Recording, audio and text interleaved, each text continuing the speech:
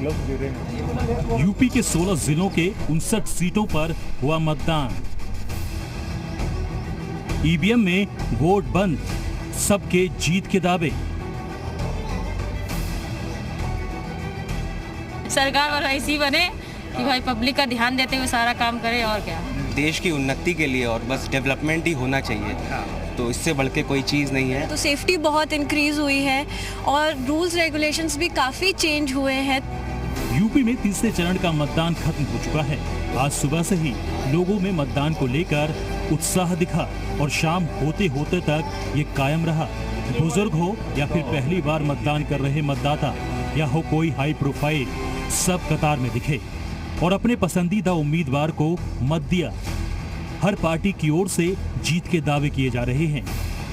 लोकतंत्र को मजबूत बनाने के लिए अपना अपना वोट डालें और एक एक वोट उत्तर प्रदेश की खुशहाली के लिए हो।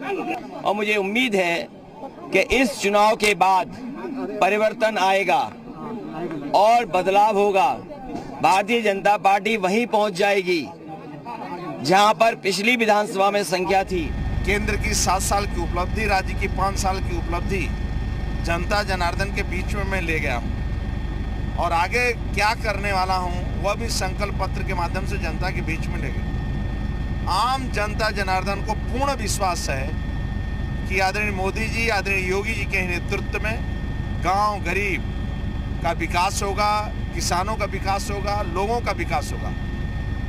इसके आधार पर कह सकता हूं कि भारतीय जनता पार्टी प्रचंड बहुमत के साथ तृतीय में भी जो तीसरा चरण है उसमें भी पहले से प्लस करेंगे। नेताओं की ओर से जीत के दावे हो रहे हैं, मतदाता मतदान कर रहे हैं। फिर भी यूपी चुनाव में इस बार ईवीएम और वोटों में गड़बड़ी और वोट नहीं देने का मुद्दा छाया है। तीसरे चरण में तो ये कुछ ज्यादा ही हो गया।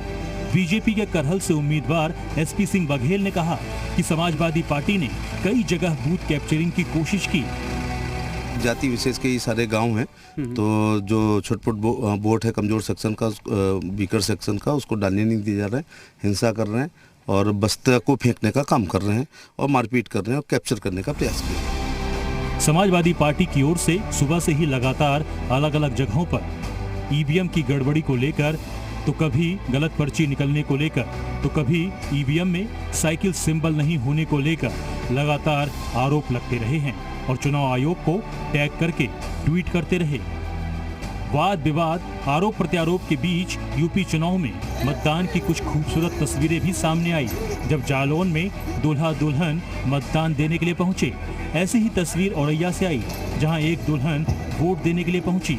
ललितपुर में एक 99 साल की महिला मतदान देने के लिए पहुंची, तो कानपुर में भी महिलाएं हिजाब में वोट देने पहुंची। ये वो खूबसूरत तस्वीरें हैं जो बताती हैं कि देश का लोकतंत्र कितना मजबूत है और इस महापर्व में हिस्सा लेने को लेकर इस देश के लोगों में कितना जोश है। विशाल पांडे के साथ ब्यूरो रिपोर्ट, जी मीडिया। और फिलहाल यहाँ वक्त एक छोटे से ब्रेक का।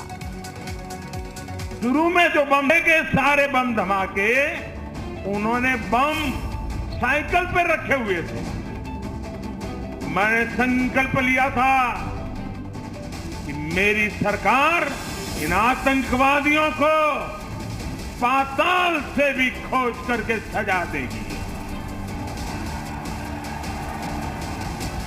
जनता लगातार समाजवादी पार्टी और गठबंधन का साथ दे रही है। तीसरे चरण में भारतीय जनता पार्टी का सफाया होना तय।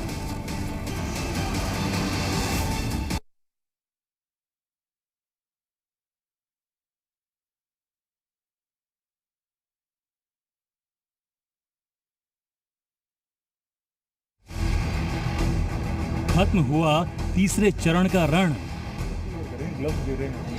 यूपी के 16 जिलों के 59 सीटों पर हुआ मतदान। ईवीएम में वोट बंद, सबके जीत के दावे। सरकार और ऐसी बने कि भाई पब्लिक का ध्यान देते हुए सारा काम करे, और क्या। देश की